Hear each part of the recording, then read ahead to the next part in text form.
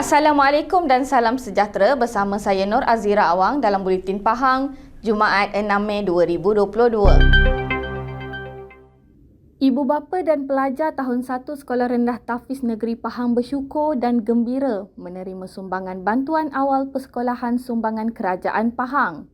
Seorang ibu, Puan Rosnani Mat Jani, 48 tahun berkata, anaknya Al-Fayad Nafis Muhammad Nur Syam, 7 tahun, merupakan anak bongsunya yang ditempatkan di sekolah tafiz berkenaan bagi sesi 2022. Jelasnya, bantuan yang diterima ini dapat meringankan sedikit kos perbelanjaan yang ditanggung oleh dia dan suaminya.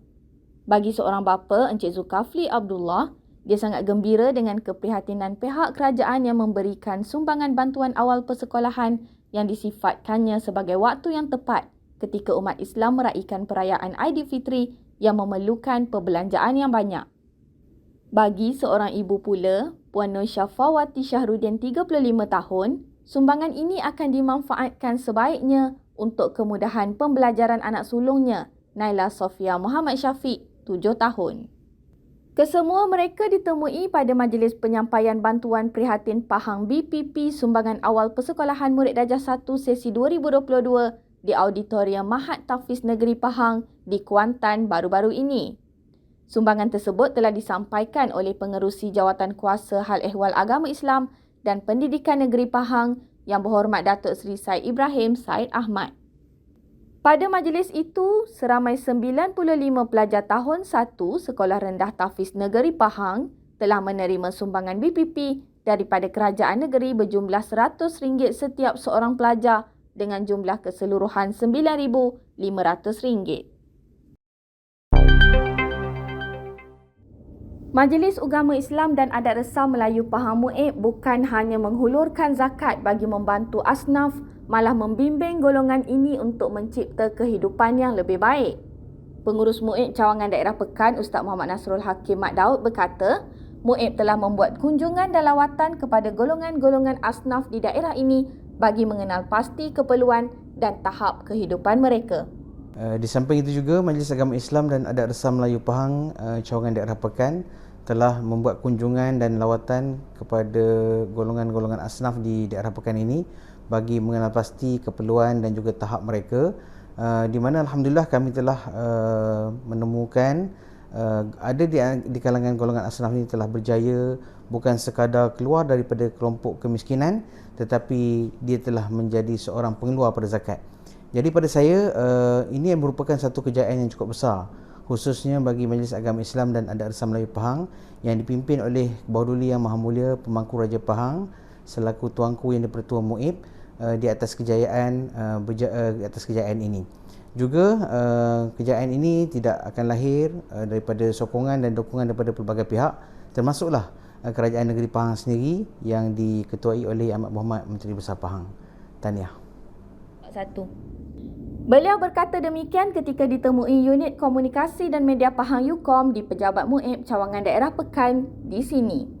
Dalam pada itu, beliau berkata setakat ini seramai 754 orang menerima bantuan zakat secara bulanan dan mereka juga menerima bantuan baucer daripada Pasaraya Darul Makmur.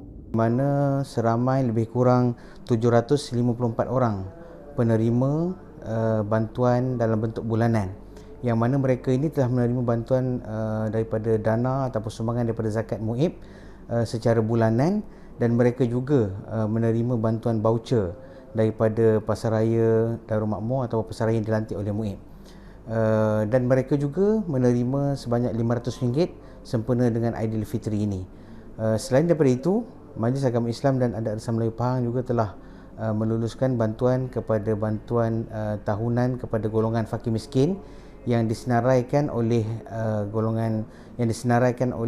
AMIL di kawasan masing-masing, di mana di daerah Pekan ini seramai lebih kurang 665 orang asnaf fakir miskin yang tersenarai oleh AMIL untuk menerima bantuan tahunan sempena dengan Aidilfitri ini, di mana mereka akan menerima sebanyak RM400 bagi golongan fakir dan RM300 bagi golongan miskin setiap ketua keluarga, dan tanggungan mereka akan menerima sebanyak RM100 bagi anak-anak ataupun tanggungan di bawah 18 tahun ke bawah ataupun yang masih lagi belajar.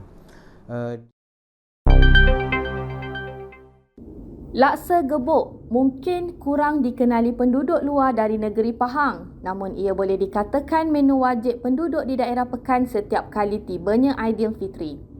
Laksa gebuk atau dipanggil laksa Pahang ini dihasilkan dengan menggunakan tepung gandum yang diuli menjadi dough sebelum diletakkan dalam sebuah alat bernama gebuk yang diperbuat daripada tembaga yang mempunyai lubang untuk membentuk bebenang laksa. Bebenang laksa itu perlu dimasukkan terus di dalam air mendidih sambil dikacau agar tidak melekat sebelum laksa dikeluarkan dan dibasuh menggunakan air sejuk. Kuah laksa yang berwarna oranye pula selalunya menggunakan ikan selayang dan menu ini disertakan dengan belacan, timun, tauge, kacang panjang dan limau kasturi. Bagi pengusaha laksa gebuk dari Kampung Permatang Pauh, Encik Osman Ibrahim 59 tahun, musim raya menjadi antara bulan mendapat rezeki lebih kepada dia dan keluarga. Dia dan isteri Puan Rosnani Sudin 49 tahun akan menerima sehingga 150 kg tempahan laksa gebuk untuk hari raya pertama. Saya rasa saya dah berniaga lebih kurang 12 tahun. Sebelum dapat barang-barang daripada bantuan daripada MOEK ni kemarin, lebih kurang anggaran buatnya lebih kurang 20 kilo, 30 kilo gitulah. Ya, untuk daya masa tu susah pakai uli tangan kan. Pressure tak ada. Jadi selepas Tok tolong saya dapatkan barang-barang daripada MOEK, saya rasa perniagaan saya pun sudah jauh. Makin bertambah sampai 150 kilo.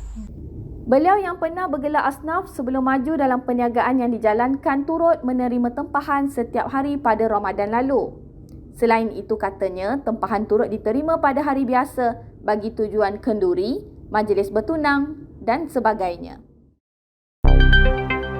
Berita itu tadi mengakhiri Buletin Pahang pada hari ini. Jangan lupa ikuti Pahang Media di Facebook, Instagram, Twitter, YouTube dan TikTok untuk mendapatkan maklumat terkini di seluruh Pahang.